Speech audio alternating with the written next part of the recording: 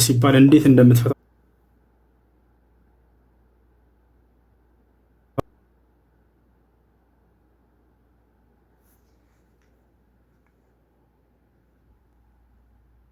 ነው። በዙፋኑ ላይ እንዴት ነው የሚቀመጠው? እኔ አንጨበጭባል የሚለውን አነሳና 50 ጥያቄ ጠይቃለሁ። ዝም ብዬ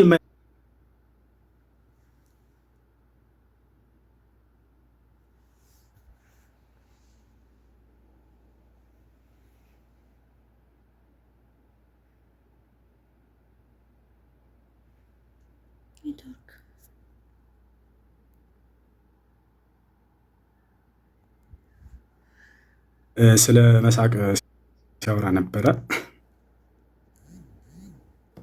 ስለ መሳቅ ሲያወራ ነበረ። ያ ማለት አምላክ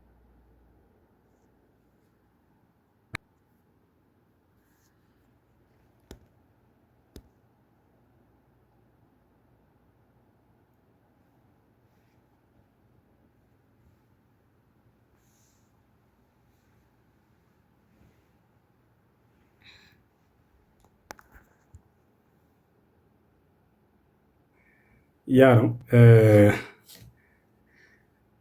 ለማንኛውም ስለ አላህ ባህሪያቶች እርሱ ከፍጥረታት ጋር እንደማይመስል በርካታ ቦታ ላይ ተናግሯል። ያንተ አምላክ ደግሞ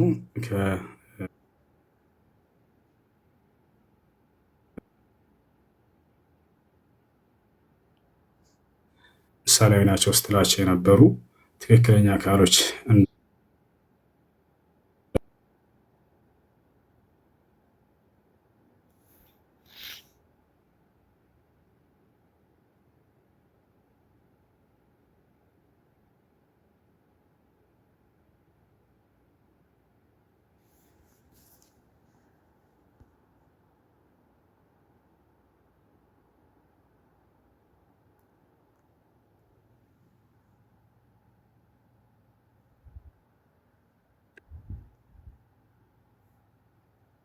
አድርገውሽ መልካም። እሺ እንዲህ እናድርግ ወይ እንዲህ እናድርግ 10 ደቂቃ እናድርገውና 5ቱን ደግሞ ስለ አጋንንት በእስልምናና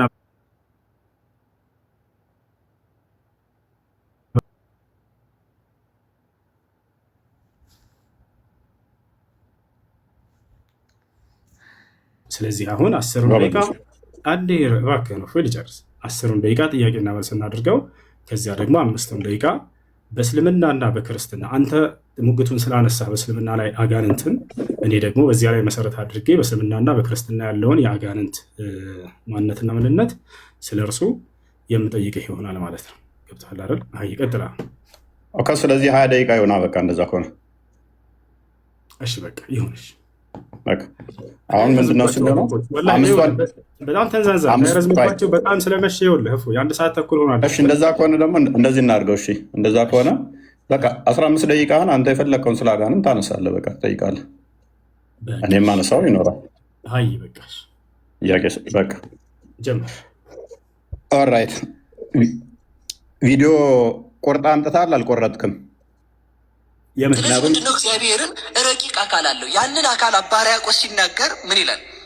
አልቦቱ ለመለኮት የማን ወፀጋም፣ ለመለኮት ቀኝም ግራም የለውም ላይል ወታይ። አንተ ያመጣው ቀኝና ላይ የታች አለው የምትለዋን ቆርጠ ነው ያመጣው። ላይም የለውም ታችም የለውም ወዘባን እንተ ድር፣ ጀርባም የለውም ፊትም የለውም በዘይት ራእይ። ጀርባም የለውም ፊትም የለውም። የአንተም አላህ እንደዛ ነው። ጀርባም ፊትም ላይም ታችም ተብሎ አይነገርለትም። ወዘይት ግመር ሰው እንደሚያውቀው አኮ ዘቦቱ ለመለኮት ክበብ ከመፀሐይ። እሺ አላህ ከዚህ በላይ ነው ከዚህ በታች ነው አይባልም። ያንተ አላህ ነው ይባላል። መልስልኝ። እሺ አምላክ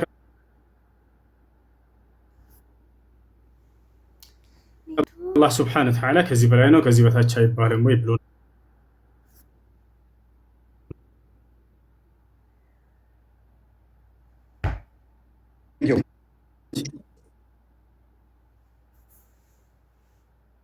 ነው ያስ ጥያቄና መልስ ነው። ጥያቄና